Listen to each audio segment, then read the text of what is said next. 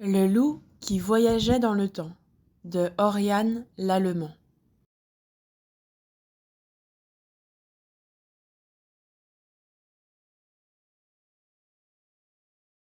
Ce jour-là, Loup farfouillait dans son grenier. Il y trouvait toujours des choses extraordinaires.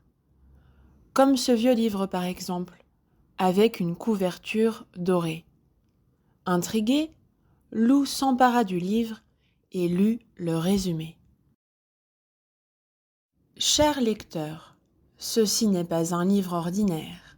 C'est un livre à voyager dans le temps. Si vous l'ouvrez, vous serez plongé au cœur de l'histoire, page après page. Bon voyage! Ah! Si cela pouvait être vrai, soupira Loup. Comme ce serait amusant de voyager dans le temps. Et il ouvrit le livre. Aussitôt, il sentit un long frisson courir du bout de son museau au bas de son dos. Et piou! Il disparut. Loup ouvrit les yeux, tout étourdi. Cela avait marché. Il n'était plus chez lui, mais dans la forêt tropicale. Tout était vert. Il faisait chaud. Un vrai paradis sur terre. Incroyable! S'exclama Loup. Il grimpa sur un rocher pour observer le paysage. Et là, ah! Le rocher décolla. Au secours! Hurla Loup. Bienvenue chez les dinosaures, fit une voix grave. Je vous fais visiter si vous voulez. Loup regarda sous lui, sidéré. Il était assis sur la tête d'un diplodocus. Loup profitait de la balade quand un redoutable rugissement perça le silence. À 2 pas de lui se tenait le plus effrayant dinosaure de tous les temps, un tyrannosaure. « Désolé, étranger, » fit le diplodocus en secouant la tête. « C'est toi qu'il veut pour son dîner. »« Mais il va me dévorer !» cria Loup terrifié en attrapant son livre. Et tandis qu'il dégringolait vers les mâchoires du monstre, il tourna la page et piou, il disparut. Loup reprit ses esprits dans une grotte. Il était couvert de peau de bête, mais gla gla gla gla gla, qu'il faisait froid. Bienvenue chez les Cro-Magnons, le saluait un vieux loup. Tu prendras bien un cuisseau de dino. Non merci, fit Loup, écœuré en regardant les autres dévorer la viande à moitié crue. Alors en route, nous partons chasser le mammouth. Loup soupira. Il détestait chasser, et puis il aimait les mammouths. Pas question de participer à leur disparition. Ah ça non. Alors pfiou, plus de loup. Cette fois, Loup se trouvait sur le chantier de construction d'une immense pyramide. À ses pieds, des tentes de couleurs avaient été dressées pour accueillir le pharaon d'Égypte en visite. « Prépare-toi, Toutankhamon arrive !» lui glissa à l'oreille une jolie danseuse. Loup commença à jouer, mais il jouait si faux que le roi se boucha les oreilles.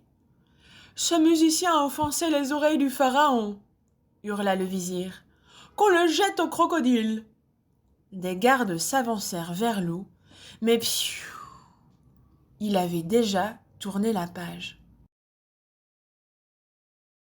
Quand Loup ouvrit les yeux, il se trouvait à Rome, sur la ligne de départ d'une course de chars.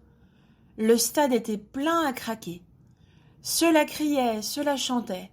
« Enfin, je vais m'amuser !» se réjouit Loup. « J'adore les courses !» Au signal, les chars s'élancèrent. Acclamé par la foule, Loup prit la tête du peloton et dépassa un à un tous ses adversaires. À l'arrivée, l'empereur Jules César en personne l'attendait. « Honneur à toi, vainqueur. Prépare-toi maintenant à affronter notre meilleur gladiateur, Marcus Gros Louisius. Si tu remportes le combat, tu seras mon nouveau champion. C'est gentil, mais je déteste me battre, répondit Lou en sortant son livre. Je suis venu, j'ai vu et je me suis bien amusé. Merci. Et piou, il disparut comme par magie, laissant César tout ébahi. C'était le plus grand banquet que Lou ait jamais vu. Dressée au pied du château fort, la table croulait sous les viandes farcies, pâtés en croûte et douces pâtisseries. Voilà enfin une époque faite pour moi, se réjouit Lou en tendant la patte vers une patate. Mais il fut interrompu par un cri. « Seigneur, quel malheur! Votre fille vient d'être enlevée par le dragon. » Tous les regards se tournèrent vers Lou. « Chevalier, fit solennellement le seigneur, vous seul pouvez la délivrer. » On amena à Lou ses armes et son destrier. En maugréant, il suivit la foule jusqu'au repaire du monstre. « Les dragons, cela n'existe pas, » expliqua Lou tranquillement en s'avançant vers l'entrée de la grotte. Il y eut un silence, et puis crrrr, le monstre fondit sur le pauvre loup qui partit au galop. « À moi !» hurla notre chevalier en ouvrant son livre. Et piou, plus de loup, et plus de dragon non plus. Lou se réveilla entouré de peintures et d'œuvres d'art. Assis derrière sa toile, un vieux loup peignait. Soudain, quelqu'un ouvrit la porte en criant « Maître Louonard, on apprend que Christophe Colomb a découvert un nouveau monde !» L'artiste leva le museau, rêveur. « Ce monde s'appelle l'Amérique, mon ami. Ah, quelle époque fantastique !» Puis, il tendit son pinceau à Lou en disant « Je vous laisse continuer, cher élève. Je suis fatigué. »« Certainement pas, » répondit Lou. « Le génie, c'est vous, pas moi. » Et piou. Ce soir de bal à Versailles, les invités costumés se promenaient dans les jardins du château. La musique coulait à flots. « Grandiose, n'est-ce pas ?» fit un homme vêtu d'or près de Lou. « Grandiose, Majesté, » répondit Lou, un peu intimidé en reconnaissant le roi Louis XIV. Près du roi se tenait une demoiselle très belle. « Je me présente, Madame de Poupoupidou, » dit-elle en soulevant son masque. « Et vous, qui êtes-vous » Lou regarda la louve. Elle lui rappelait quelqu'un. Et soudain, son cœur s'emballa et il sentit ses jambes devenir flagada. « M'accordez-vous cette danse » bafouilla-t-il en rougissant. « Avec plaisir, » répondit la louve. « Garde, emparez-vous de ce loup » hurla le roi jaloux. « Quel dommage » soupira Lou.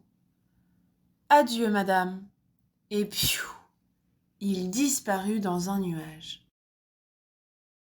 « Que d'agitation, que de bruit !» gémit Lou en se bouchant les oreilles. « Mais où suis-je tombé cette fois-ci ?»« Vive la Révolution !» lui crièrent des paysans armés jusqu'aux dents. « Joins-toi à nous, citoyen Lou, nous allons prendre la Bastille. » Lou réfléchit un instant. Qu'il soit là ou pas, cela l'échauffait. Mieux valait s'éclipser. Et piou, il n'y avait aucun bruit, juste une échelle métallique qui plongeait dans la nuit. Lou descendit les barreaux prudemment. Quand il toucha le sol, il regarda autour de lui. Le paysage était lunaire. Il fit un petit pas, bondit, rebondit. « J'ai marché sur la lune !» comprit Loup, ravi. Dans sa joie, il lâcha son livre, et son livre s'envola. « Oh non, pas ça !» hurla Loup. Il plongea, attrapa le livre qui s'ouvrit, et fut englouti. Loup fut pris dans un tourbillon d'objets, de visages, de mots, d'époques. « Stop !» cria-t-il. « Cela suffit, je veux rentrer dans ma forêt. »« Moi aussi !» gronda une voix tout près.